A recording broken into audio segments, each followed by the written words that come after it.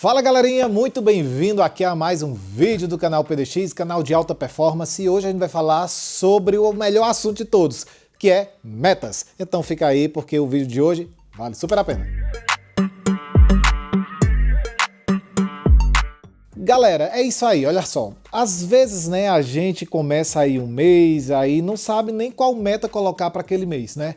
Porque geralmente eu vejo isso sendo um erro muito grave entre as empresas, entre até aquelas pessoas que têm negócios próprios, né? Como colocar uma meta. Uma meta ela é muito importante ser estabelecida no início do mês, para que a gente saiba para que lado ir e qual o nível de empenho mental colocar naquele mês. Isso é realmente muito sério.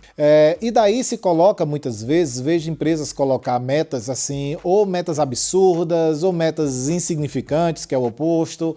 Enfim, não tem base nenhuma para colocar uma meta. Gente, hoje a gente vai aprender como colocar a meta para a tua empresa, uma meta profissional, que atenda todos os requisitos que uma meta tem que ter. Então tá, vamos lá. A gente fala muito de meta porque, obviamente, meta é muito importante, porque meta é a direção. E tem aquele ditado que diz, né, que se você não sabe para onde ir, qualquer lugar é perfeito. Mas na verdade não é. Você tem que saber exatamente o lugar que você quer ir para você saber se aquele lugar é um lugar favorável para você, é um lugar que você vai se sentir bem, ou seja, é um lugar que você vai ter o quê? Lucro. Então vou logo dizer que todas as metas, elas têm que ser uma meta chamada meta SMART, do termo em inglês, né? Então é S-M-A-R-T.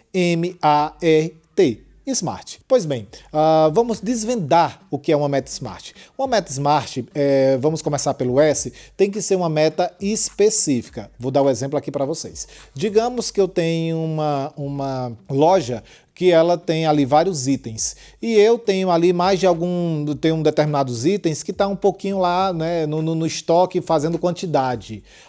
Esses itens não têm saído aí em alguns meses que se passaram, então está lá acumulando no meu estoque.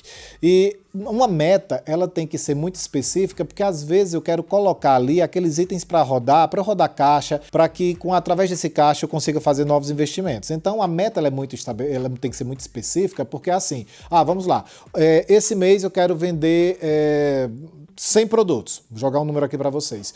Porém, desses 100 produtos, 30 tem que ser exatamente daquele produto específico. Porque se eu sei que se eu quero vender 30 dos 100 que eu quero vender daquele produto específico, eu tenho que traçar uma estratégia mais forte, mais poderosa para aquele produto que eu quero que desovar ele do meu estoque. Isso é muito sério mesmo, gente. Nós temos que fazer as nossas estratégias mediante qual é a nossa verdadeira intenção por trás. Então a meta ela tem que ser muito específica.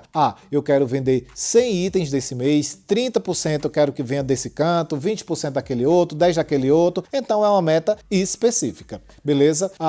Depois do S, obviamente vem o M, que é uma meta mensurável. Uma meta mensurável, ela se confunde muito com a meta específica, porque numa meta mensurável, nós temos que, obviamente, colocar um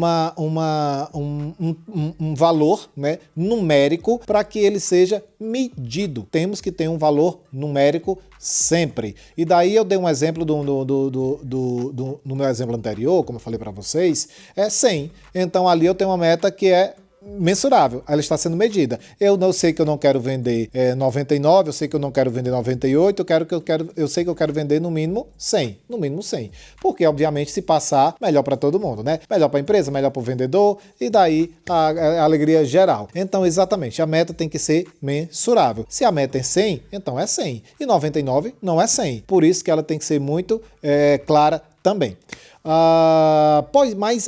Quando a gente fala de meta, vem aí algumas coisas, quanto mais melhor. Gente, não é quanto mais melhor, não é assim que se estabelece uma meta. É óbvio que quanto mais é melhor, mas a meta ela tem que ser medida em números.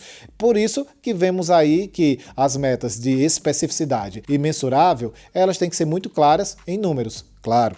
Daí vemos com de atingível. É muito frustrante para um vendedor ou para uma equipe de vendas quando se coloca uma meta que desde o início do mês fique claro que a equipe não vai conseguir bater.